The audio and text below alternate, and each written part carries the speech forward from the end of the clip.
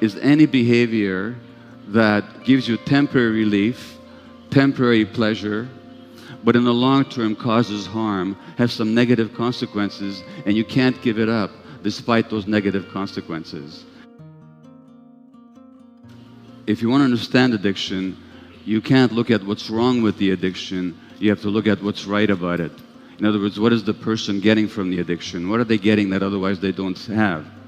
And what addicts get are relief from pain. What they get is a sense of peace, a sense of control, a sense of calmness, very, very temporarily. And the question is, why are these qualities missing from their lives? What happened to them? Now, if you look at the drugs like heroin, like morphine, like codeine, if you look at cocaine, if you look at alcohol, these are all painkillers.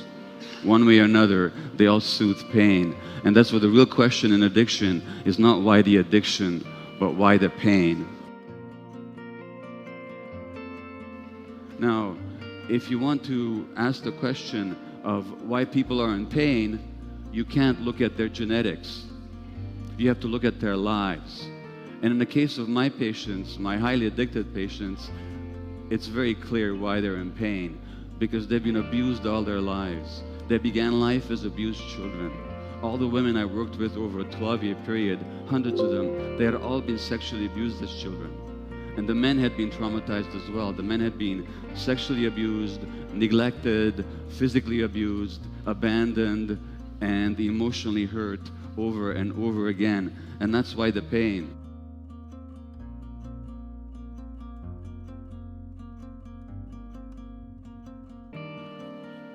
The human brain itself, as you heard already, develops an interaction with the environment. It's not just genetically programmed. So the kind of environment that a child has will actually shape the development of the brain.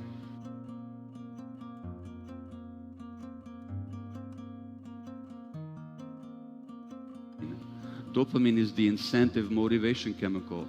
Dopamine flows whenever we're motivated, excited, vital, vibrant, curious about something, when we're seeking food or a sexual partner. Without the dopamine, we have no motivation.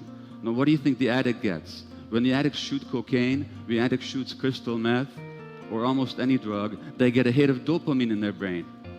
And the question is, what happened to their brains in the first place? Because it's a myth that drugs are addictive. Drugs are not by themselves addictive, because most people who try most drugs never become addicted. So the question is, why are some people vulnerable to be addicted?